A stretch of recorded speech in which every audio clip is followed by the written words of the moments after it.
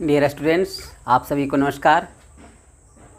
थोड़ा लंबे गैप के बाद फिर से आज हम लोग आपको YouTube वीडियो पर मिलेंगे हम लोग एक दूसरे से, और हम आज आपसे चर्चा करेंगे फिजिक्स के महत्वपूर्ण चैप्टर फ्रिक्शन और घर्षण पर। फ्रिक्शन जो होता है एक बल है, एक फोर्स है जो गति का विरोध करता है। किसी वस्तु पर जो उसकी गति जब होती है तो उसमें गति में धीरे धीरे कमी आने लगती है, और कमी आने लगती है तो क्यों आने लगती है? ये घर्षण के कारण। यानी घर्षण क्या करता है? उसका गति का विरोध करता है। तो बस घर्षण को हम लोग समझेंगे ये कौन सा बल है, तो ये एक रोकने वाला बल है, इसको हम लोग कहेंगे प्रतिरोधी बल। ठीक है, अपोजिंग फोर्स है ना, प्रतिरोधी बल। पहला बात ये समझेंगे, घर्षण क्या है? एक प्रतिरोधी बल, ज़्यादा कुछ नहीं समझना। ठीक है, और घर्षण दो वस्तुओं के सतहों के बीच में लगता है, और जो गति कर रहा है वस्तु, तो गति करते समय उसमें बल लगाना पड़ता है। और जब हम बल किसी वस्तु पर हम आगे की ओर लगा रहे हैं, इधर बल रहा है, तो ये वस्तु गति किधर कर रहा है? इधर कर रहा है, इसका वेलोसिटी इधर रहेगा।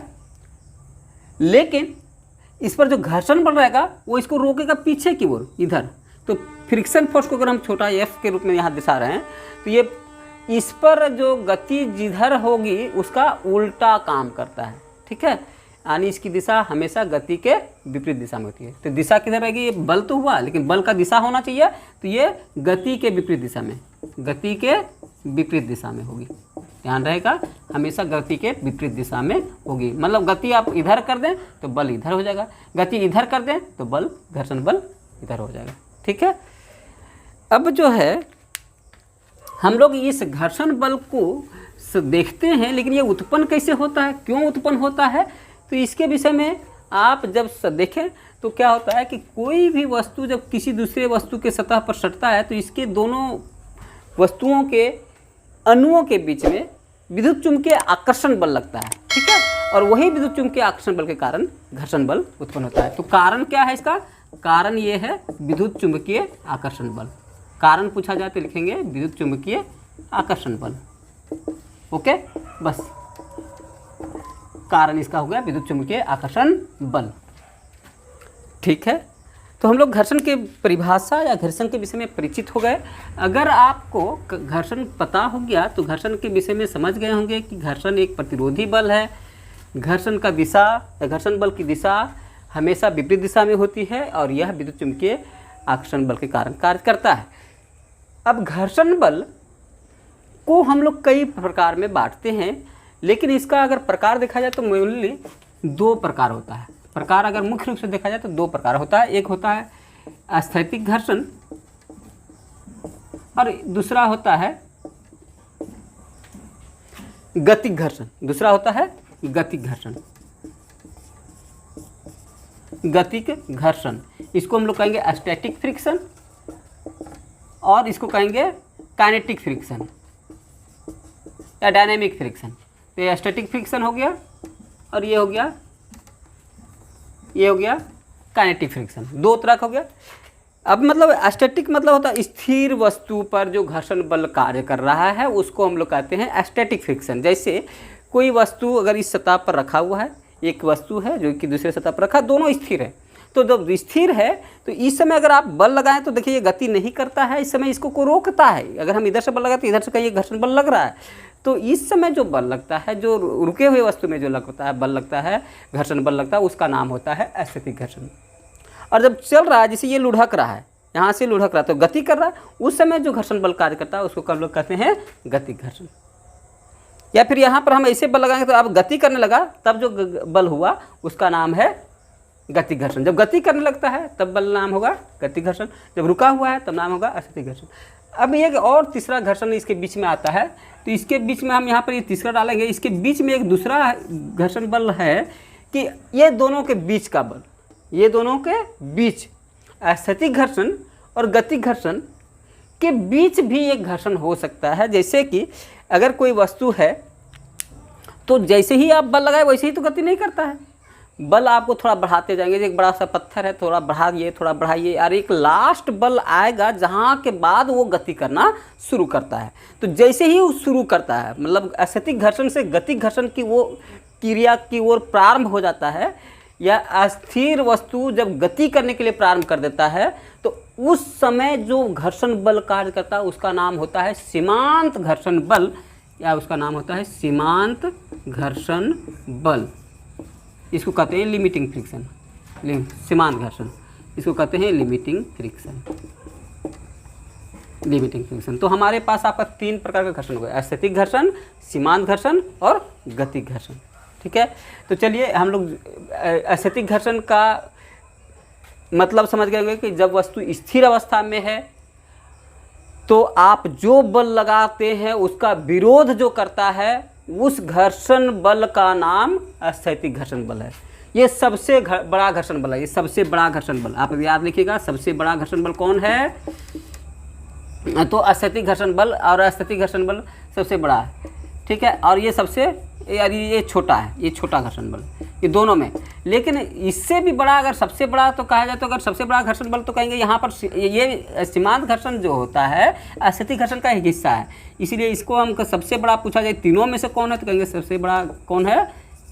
तीनों में सीमांत घर्षण। तीनों में पूछा जाए, अगर आपको पूछा जाए स्थैतिक घर्षण, सीमांत घर्षण और गतिक घर्षण में सबसे बड़ा कौन है, तो कहेंगे सीमांत घर्षण, क्योंकि वो लास्ट फोर्स लगा रहे हैं तब तक। जैसे कि ये वस्तु है, अगर 10 न्यूटन का फोर्स का विरोध कर सकता है, तो हम 5 करेंगे तो आराम से विरोध करेगा, 6 करेंगे तो ये सब 5, 6, 7, सब 8 क्या हो गया? ये हो गया स्थैतिक घर्षण। और जो 10 जो जाएंगे तो 10 जो हो जाएगा वो सीमांत घर्षण होगा, और 10 के बाद जैसे ही थोड़ा सा बल लगाएंगे तो सब क्या आ जाएगा? गतिक घर्षण हो जाएगा। ठीक है, ये बात आई। तो अच्छा, एक चीज़ और समझने की बात है कि स्थैतिक घर्षण मतलब जितने इसके उदाहरण रहेंगे सब स्थिर वस्तु वाले, जैसे टेबल पर रखा हुआ किताब, रखी हुई कुर्सी, रखा हुआ पत्थर, ये सब किसके उदाहरण हो जाएंगे? स्थैतिक घर्षण। ठीक है, और जस्ट लुढ़कना शुरू हो जाए, जैसे आप गति करना शुरू हो तो होगा सीमांत घर्षण। और गतिक घर्षण क्या हुआ? जैसे ही वस्तु गति कर रहा है, जैसे कोई वस्तु, कार चल रही है, हम लोग चल रहे हैं, टेबल को खींच रहे हैं, कोई चीज़ गति करने लगा तो नाम हो जाता है गतिक घर्षण। ठीक है, तो ये 3 प्रकार के घर्षण होंगे। क्लियर, कोई दिक्कत नहीं। अब थोड़ा सा यहाँ पर देखिएगा, ये गतिक घर्षण और स्थैतिक घर्षण को हमको जब दिखाना पड़ेगा तो हम लोग इसको हमेशा संकेत जो देंगे सो इसको देंगे Fs, और इसको हम लोग देंगे सो Fk। ठीक है, Fk मतलब काइनेटिक फ्रिक्शन, F मतलब फ्रिक्शन फोर्स, Fk, और इसको Fs है। और ये लिमिटिंग फ्रिक्शन अगर कहेगा तो Fl दे सकते हैं, लेकिन अभी हम लोग जब ये स्थैतिक घर्षण में आता है तो मेनली आपको पूछता है चाहे तो स्थैतिक घर्षण चाहे तो काइनेटिक घर्षण। एक चीज़ और है, काइनेटिक घर्षण को हम लोग फिर से 2 भाग में बांटते हैं। गतिक घर्षण जो है उसका पुनः से 2 प्रकार है, तो गतिक घर्षण फिर से 2 भाग में बांटा जाता है। और गतिक घर्षण के जो 2 प्रकार हैं उसको कहते हैं सर्पी घर्षण, पहला नाम है इसका सर्पी घर्षण, या अंग्रेजी में हम लोग इसको कहते हैं स्लाइडिंग फ्रिक्शन।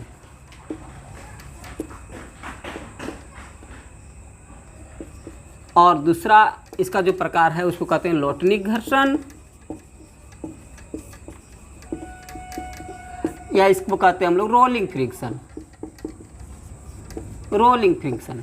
तो ये देखिए गतिक घर्षण के फिर से 2 भाग हुए, सर्पी घर्षण और लोटनिक घर्षण। अब इसको समझ लीजिए, सर्पी घर्षण मतलब जब सांप की तरह लेट कर रगड़ा कर चलता है कोई वस्तु, तब इसका नाम है सर्पी घर्षण। जैसे इसको हम खींच रहे हैं, ऐसे इस कलम को हम अपने हथेली पर खींच रहे हैं, तो हथेली की सतह पर ये रगड़ खा के चल रहा है, स्लाइड करते हुए चल रहा है, तब इसका नाम होगा स्लाइडिंग फ्रिक्शन या सर्पी घर्षण। ठीक है, लेकिन एक देखिए यहीं पर अगर इसको हम यहाँ पर छोड़ देते तो देखिए ये लुढ़क रहा है, यहाँ पर ये लुढ़कते रहा है, ये यहाँ पर ये लुढ़क रहा है। ठीक है, तो जो लुढ़क करके चले तो नाम हो जाता है लोटनिक घर्षण।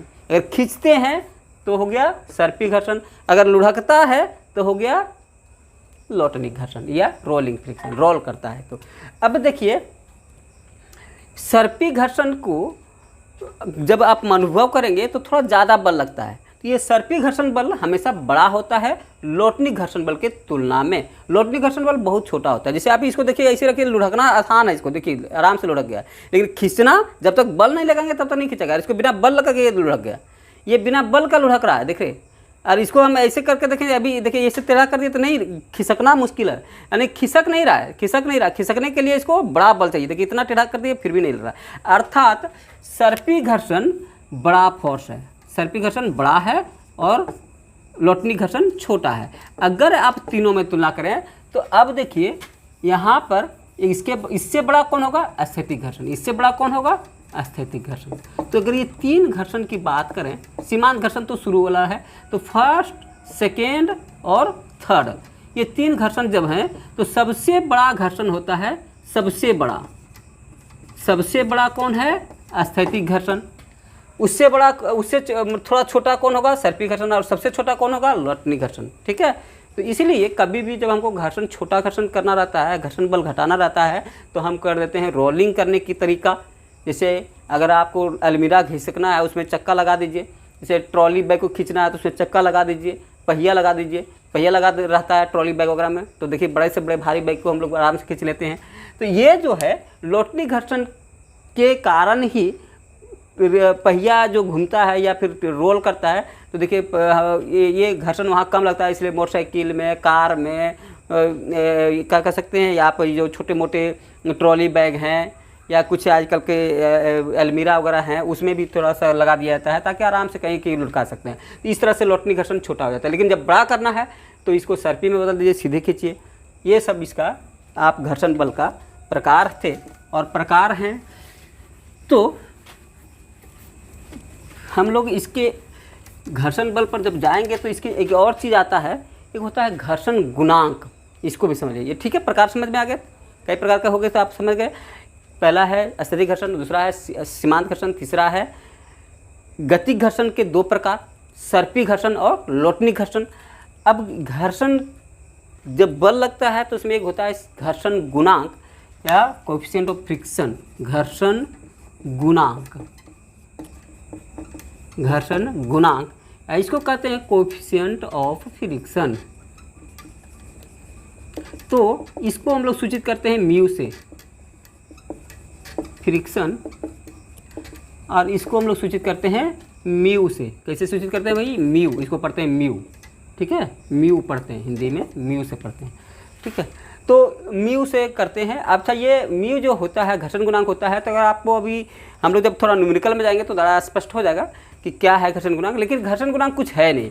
इसका क्या है कि जब कोई वस्तु होती है, मान लीजिए यहाँ पर एक वस्तु है, इसको यहाँ पर लगाते हैं तो एक घर्षण बल मान लो इधर से लगता है F, और इस पर एक बल होती है, मान लीजिए ये नीचे काम कर रहा है वस्तु, जैसे इसका G हो, CG हो, यहाँ एक नीचे काम कर रहा है, इसको हम लोग कहते हैं भार W, और इसके ठीक ऊपर वाला इसके विपरीत एक क्रिया के बराबर विपरीत प्रतिक्रिया लगता है, उसको हम लोग कहते हैं नॉर्मल फोर्स एन, या इसको अभिक्रिया फोर्स कहते हैं, एन कहते हैं, या आर भी के रूप में सूचित करता है, एन या आर कुछ भी लिख सकता है, अलग अलग किताबों में अलग अलग तरह से संकेत करता है। तो नॉर्मल फोर्स या वेट भार, तो इसको जब ये देखिए इसी जो एन जो है और एफ का अनुपात जो होता है, दोनों फोर्स के अनुपात को, इसी को हम लोग कहते हैं घर्षण गुणांक। जनरली एफ बराबर होता है म्यू इंटू एन। तो अगर जैसे देखिए अब ये समझने कुछ, जो घर्षण बल होता है ये इसके समानुपाती है। फ्रिक्शन बल किसका समानुपाती होता है, घर्षण बल हमेशा नॉर्मल का या प्रतिक्रिया बल का समानुपाती होता है। जितना ये प्रतिक्रिया बल होगा उसी का समानुपाती होगा। तो जब जानते होंगे कि ये चिन्ह जो होता है समानुपाती चिन्ह होता है, इसको हटाते हैं तो हमको एक कोई कांस्टेंट मिलता है, और कांस्टेंट मिलता है तो इसको हम रखते हैं एन, म्यू, ठीक है। अब म्यू को अगर हम परिभाषित करना चाहें तो म्यू बराबर क्या बचेगा, एफ को इधर, एन को इधर भेजेंगे तो एफ बटा एन। अब ये देखिए, बताइए यहाँ समझिए एफ क्या है, घर्षण बल। एफ क्या है, देखिए कुछ नहीं आया, एफ एक घर्षण बल है, ये पता है, और ये क्या है, एन जो है नॉर्मल फोर्स है, ये जो बल लगा था डब्लू बराबर, ये एन भी क्या है, ये प्रतिक्रिया बल है, ये प्रतिक्रिया बल है।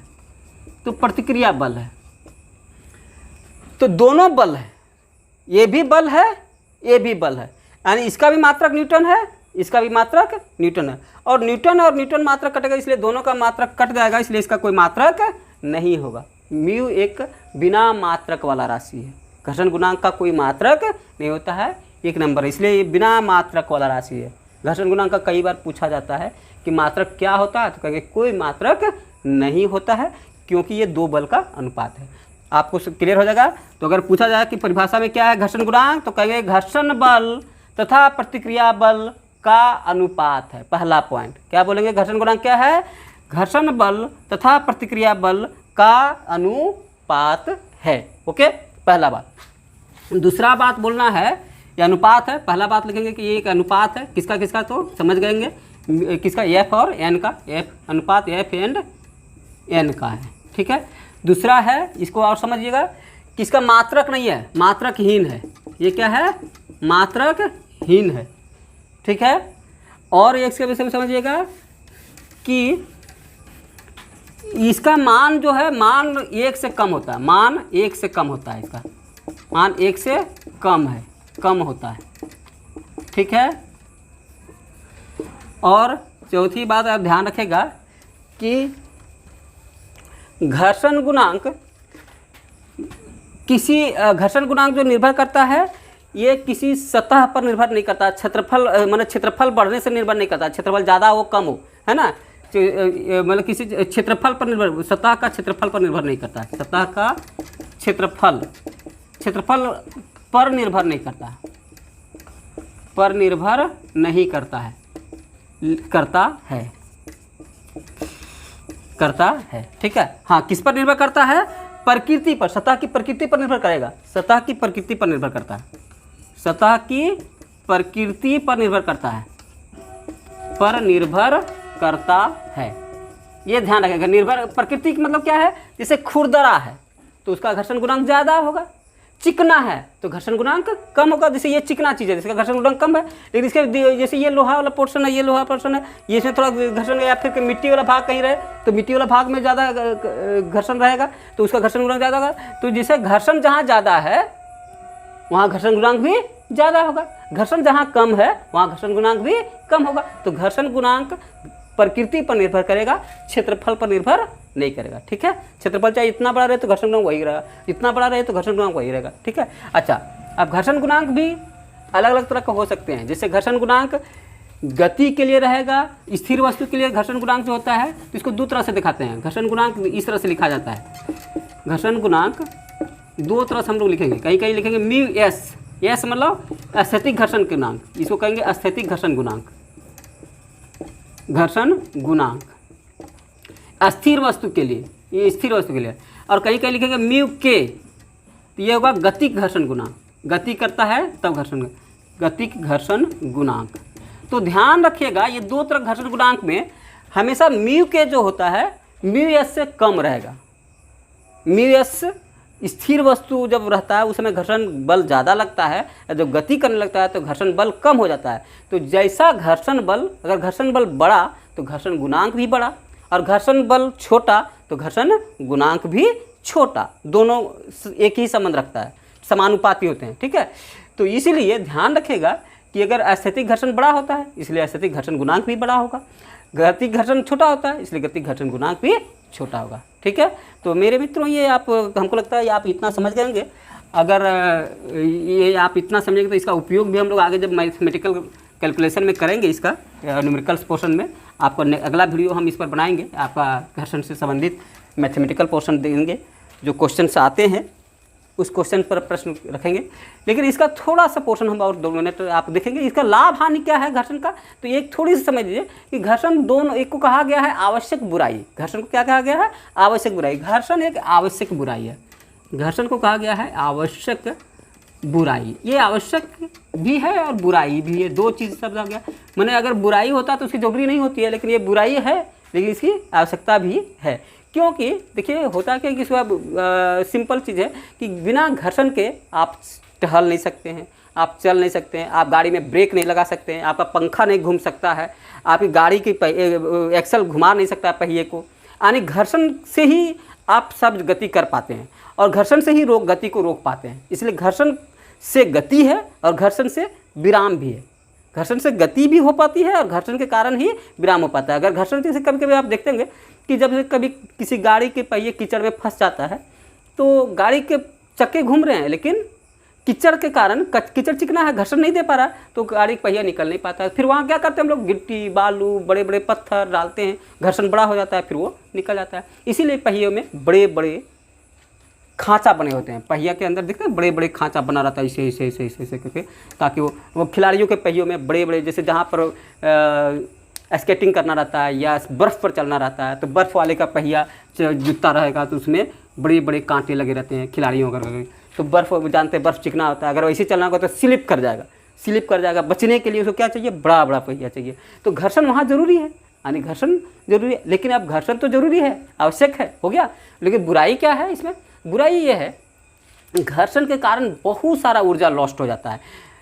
एक घर्षण के कारण आपका पहिया घिस जाता है, चप्पल घिस जाते हैं, आपका एक्सल घिस जाता है, आपके कितने कल पुर्जे घिसने से टूट जाते हैं, गर्म हो जाते हैं, ऊर्जा ज़्यादा, ईंधन ज़्यादा खपत होता है। घर्षण के कारण हमारा जैसे किसी भी गाड़ी में घर्षण के कारण कभी कभी आपका ज़्यादा एनर्जी लगाना पड़ता है, ज़्यादा लगा। जैसे अगर आप साइकिल चलाते होंगे तो अनुभव करते हैं कि अगर बहुत दिन तेल ना डालें तो देखिए बड़ा पैडल मारना पड़ता है, अगर तेल डालें तो कम। तो घर्षण वहाँ पर देखिए आपके एनर्जी को ज़्यादा खर्च कर रहा है।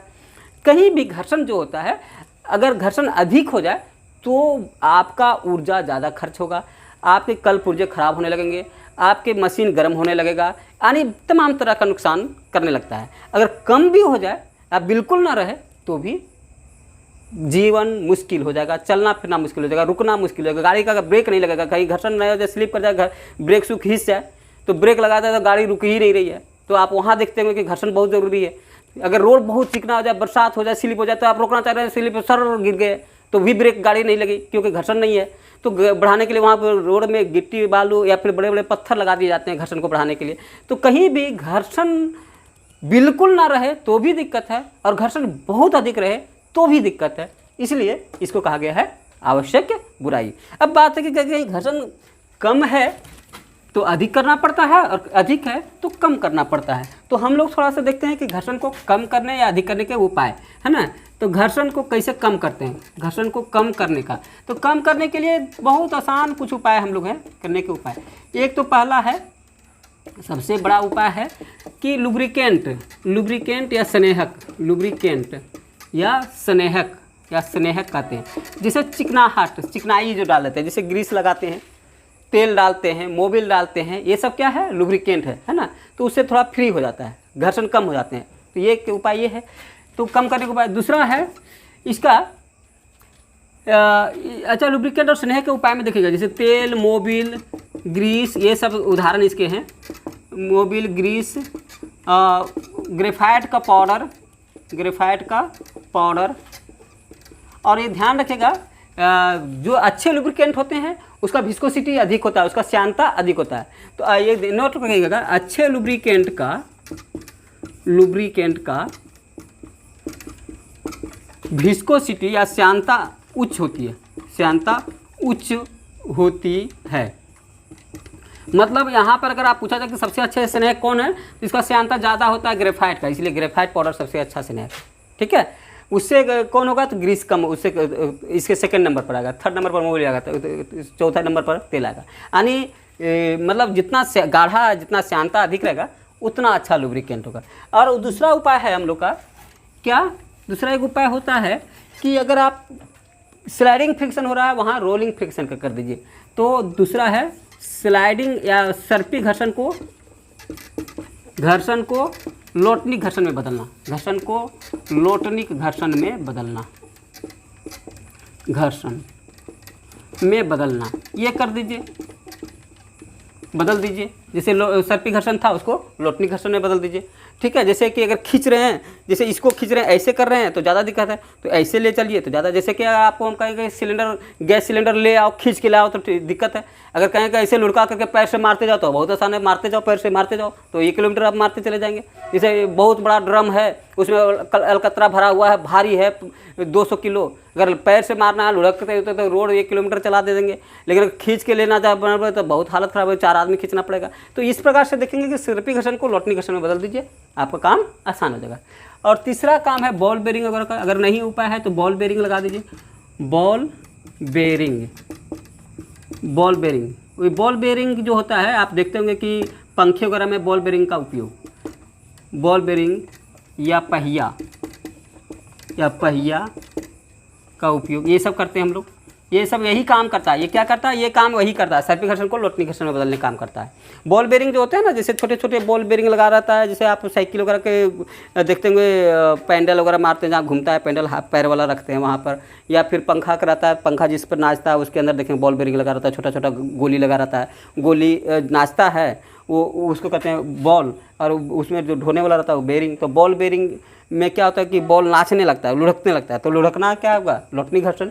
तो ऐसे ही क्या होता है, अब उसके चलते वो काम आसान होता है। आप जैसे पहिया लगा दिए, छोटे छोटे पहिया लगा दिए, जैसे अभी हम कहें ट्रॉली बैग का, ट्रॉली बैग में क्या कर रहे हैं, पहिया लगा दिए, तो क्या हो गया, सर्पी घर्षण ऐसे खींचते तो पहिया टूट जाएगा, तो फिर रगड़ाएगा, और पहिया लगा हुआ तो क्या करेगा, लुढ़केगा, तो लुढ़केगा तो लोटनी घर्षण। तो ये सब तरीका है इसका कि हम लोग बॉल बेरिंग या पहिया लगा करके भी घर्षण को कम कर सकते हैं। ठीक है, तो ये सब हमारे बिल्कुल घर्षण को कम करके, ज़्यादा है तो कम कर सकते हैं, और कहीं कहीं कम है तो इसका उल्टा काम करेंगे और बढ़ा सकते हैं। जैसे कि कहीं कहीं गिट्टी लगा देते हैं, रोड पर सड़क पर देखते हैं बड़े बड़े गिट्टी लगे रहते हैं, कहीं के जूते में बड़े बड़े खांचे बने रहते हैं, पहिया में बड़े बड़े खांचे बने रहते हैं। ये सब जो उपाय है घर्षण बढ़ाने के लिए, और यही कहीं ये सब उपाय है घर्षण घटाने के लिए। तो हमको लगता है कि आप घर्षण का जो लाभ हानि या फिर इसके प्रकार अच्छी तरह से समझ सकेंगे। इसका कुछ हम लोग न्यूमेरिकल पोर्शंस हैं, हम लोग इसका चर्चा अगले वीडियो में हम करेंगे आपके सामने। अगर वीडियो अच्छा लगा, पसंद आया है तो लाइक एंड सब्सक्राइब करते रहिए आप लोग। फिर हम इस वीडियो को इसी तरह के वीडियो को लेकर आपके बीच आते रहेंगे। थैंक यू, धन्यवाद।